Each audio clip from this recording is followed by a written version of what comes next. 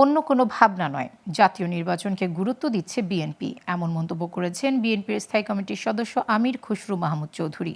বিকেলে গুলশানে ইউরোপীয় ইউনিয়নের কূটনৈতিকদের সাথে বৈঠক শেষে তিনি এ মন্তব্য করেন।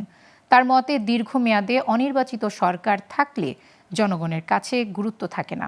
বিস্তারিত জানাচ্ছেন আওলাদ বাবলু। রোববার বিএনপি চেয়ারপারসনের কার্যালয় গুলশানে ইউরোপীয় ইউনিয়নের রাষ্ট্রদূতের সাথে কূটনৈতিক বৈঠক করেন দলের মহাসচিব মির্জা ফখরুল ইসলাম আলমগীর সহ একটি প্রতিনিধি দল। পরে কথা বলেন আমির খসরু মাহমুদ চৌধুরী।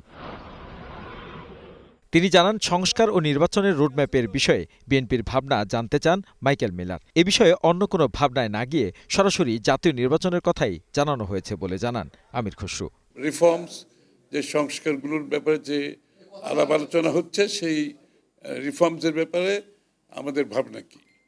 তো মূলত নির্বাচনের রোডম্যাপ, এই প্রশ্নটা নিয়ে আলোচনা হয়েছে এবং আমাদের পক্ষ থেকে যেটা আমরা সবসময় বলে আসছি, এই বছরের মধ্যে নির্বাচন সম্পূর্ণ হওয়া অত্যন্ত জরুরি এবং অন্য কোনো ভাবনা দিকে না গিয়ে সরাসরি জাতীয় নির্বাচনের দিকে গিয়ে দেশের আগামী দিনে একটি নির্বাচিত সরকারের হাতে ক্ষমতা হস্তান্তর করে বাংলাদেশে গণতান্ত্রিক প্রক্রিয়া অব্যাহত রাখার জন্য। অনির্বাচিত সরকারের ওজন কম, গ্রহণযোগ্যতাও থাকে না, তাই যত তাড়াতাড়ি সম্ভব একটি গণতান্ত্রিক নির্বাচনের দিকে যেতে হবে বলেও মত দেন তিনি। অগণতান্ত্রিক সরকারের রাজনৈতিক ওয়েট থাকে না, মোবিলাইজেশন প্রসেস থাকে না, জনগণের সাথে সংশ্লিষ্টতা থাকে না এবং জনগণের ফিডব্যাক পাওয়া যায় না। সুতরাং একটি গণতান্ত্রিক প্রক্রিয়া যত তাড়াতাড়ি ফিরে যাওয়া সম্ভব সেদিকে আমরা জোর দিয়েছি। ক্ষমতায় গেলে অর্থনীতিকে শক্তিশালী করা হবে, একই সাথে দেশের স্বার্থে যে কোনো উদ্যোগের সাথে থাকবে বিএনপি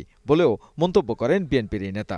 নির্বাচন ব্যতীত এই সমস্যা থেকে বের হওয়ার কোনো উপায় নেই, এটা তার বলার অপেক্ষা রাখে না। আওলাদ বাবলু, গ্লোবাল টেলিভিশন, ঢাকা।